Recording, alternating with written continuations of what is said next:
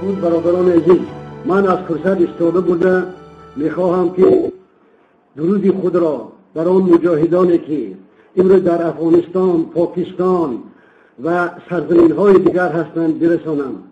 من میخواهم درود به زندانیان رسانم که انتظار آن هستند که ما زنجیرها را از پایهای آنها برکنیم. من میخواهم درود خود را به مردم شریف بدخشان برسانم که امروز در اذیت هستند و امروز در این زمین پاک، در این سرزمین مقدس پای پلیدی افسران و عسکران رحمانی رسیده است. من میخواهم درود و سلام خود را به پیروان احمد شاه مسعود و چه گیوارا برسانم که امروز در مسکو هستند و حالا صحبت ما و شما را گوش میکنند. من میخواهم درود خود را به برادران رسانم که رادیوی زیل را مؤسسان رادیوی زیل هستند، مدیراتوران رادیوی زیل هستند و برای ما امکانی با هم صحبت کردن دادند و این رادیو را به یک منبری راز و نیاز مردم رساندند. من میخواهم درود خود را به آن پلکانی که رسانم که امروز در مرز تاجیکستان انتظار آمدن ما است. من میخواهم درود خود را به آن جنرال رسانم که امروز در یکی از دشتهای تاجیکستان با افسر و عسکرانش انتظار ما است. و آخران من میخواهم درود خود را به برادر عزیز عمر علی قوت برسانم و برای عمر علی بگویم میرسد مردی که زنجیر غلامی برکند، دیدم از رفتن دیوار زندان شما. زنده باشید عزیزان. و اینک آن چیزی که در این چند روز گذشت آبروی رحمانوف را به زمین سیاه یکسان کرد. 2 روز پیش در یکی از مشهورترین تلویزیون های آلمان، تلویزیون ARD و برنامه پانوراما درباره ماشین دزدی های رحمانوف و شیک رحمانوف یک برنامه عالی جناب بود. و عجیبش این است که ژورنالیستان آلمانی وقتی به تاجیکستان سفر داشتند اثبات کردند که این ماشین های دزدی که 70 80 150 تا 300 هزار یورو قیمت دارند در دست یا اولاد رحمانوف هستند یا در دست نرخوبران های تاجیکستان هستند. و شرمندگی دیگری رحمانوف آن بود که بابک زنجانی یکی از تاجران ایرانی 2.5 میلیارد دلار پولش را به رحمانوف باور کرده در تاجیکستان گذاشته بود و امروز حکومت تاجیکستان، بچه های تاجیکستان به اصرار میگویند که پولهای بابک زنجانی در تاجیکستان است. از بس که بابک زنجانی را در ایران زندان کردن، محبس کردن، آنها گمان دارند که دیگر این 2 میلیارد پولی که در حسابهای بابک زنجانی هستند به کیسه تهمینه و رستم و خسک و سنگک و خوشک های رحمانوف می رود. و چیزی دیگر شما ببینید ما بسیار ساده هستیم.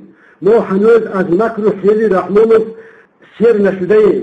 از نام یک اکادمیک ازبکستانی یک مقاله تهمت انگیز چاپ کردن که گویا آن نفر میخواهد که ازبکستان بر راغل هجوم کند و مؤلف این تهمتنامه اظهار کرد که این گپ دروغ است. و ببینید چه خیلی مردم ساده لفظ ما، مردم ساده دل ما به این باور کرده چنان کارهای کردن که واقعا شرم آدم میباید. این یک دسیسه، یک پرووکاسیون رحمانوف بود که دقت مردم را به دیگر طرف جلب کند. و من خواهش میکنم که من بعد در چنین حالتها حتما شما اندیشه کنید، با برادران مشورت کنید و احتیاط باشید که به دسیسه های رحمانوف راه ندهیم. ما باید دانیم دشمن ما، دشمن قتال ما رحمانوف و خاندان رحمانوف است. ما بغیر از رحمانوف در یگان گوشه دنیا، در یگان سرزمین، در یگان زاویه دشمن نداریم. دشمن تاجیکستان، دشمن مردم تاجیکستان، دشمن مسلمانان تاجیکستان، دشمن کمونیست های تاجیکستان، دشمن دموکرات های تاجیکستان، دشمن مجاهدان تاجیکستان، دشمن آزادیخواهان تاجیکستان، دشمن همه مردان سربلند و سرفراز تاجیکستان امام علی رحمانوف است. این امام علی رحمانوف بود که چون قدم نامبارکش به تاجیکستان رسید، تاجیکستان سوخت. این امام علی رحمانوف بود که قرآن را میسوخت. این امام علی رحمانوف بود که علامه های را مثل ایشان سید اشرف به زندان کشیده بود. این امام علی رحمانوف بود که سگ بچه هایش در کوچه ها مردم را دیده ریشش را قیچی میزدند، ریشش را میتراشیدند. این همان کثیف است که امروز یا نعوذ بالله باز از قرآن و از حدیث در سخنرانی‌هایش مثال می‌آورد. این همان رحمانوف است که الله اکبر را گفتن نمی‌توانست و الله اکبر میگفت. این همین است.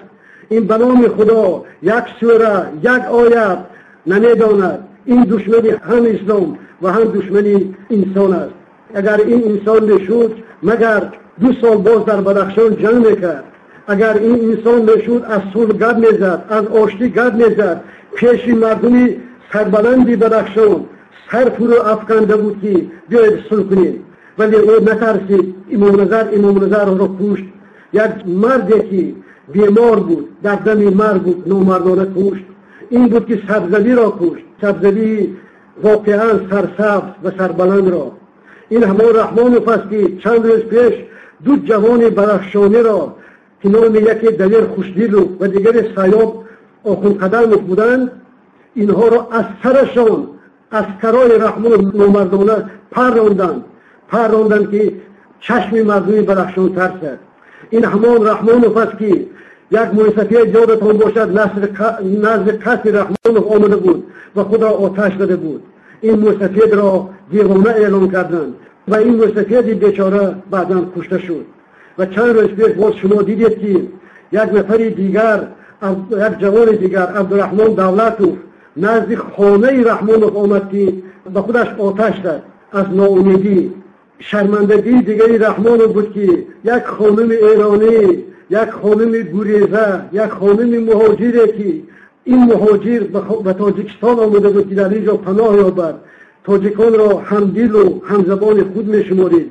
او را ملیسه رحمانوف تجاوز کرد و این ملیسه خویش رحمانوف بود. ما باید فراموش نکنیم که آن عایشه را که پسر رحمانوف تجاوز کرد دیگر مردم معلقه فراموش کردند. آن دختر 20 ساله کجا شد؟ کی به این سوال ها جواب میدهد؟ یا چیزی دیگر؟ ما باید دانیم که دیگر با رحمانوف، با متدهای رحمانوف مبارزه بریم. ما باید رحمانوف را یگان وقت پرزیدنت تاجیکستان نام نبریم. این یک دوست، یک تروریست، یک کثیف، یک خیانتکار، یک قاتل، سرقاتل تاجیکستان است. و میدانید یک حدیث صحیح است، بهشت زیر سایه شمشیر هاست. من امروز وقتی میبینم که اینها اینقدر بی‌عدالتی میکنند، من یاد از منصور میکنم، یاد از رحمان میکنم، یاد از میرزا میکنم، یاد از هزاران جوانمردان میکنم که میتوانستند که و این کثیف جواب دهند. امروز آنها یا کشته شدند یا در زندان هستند.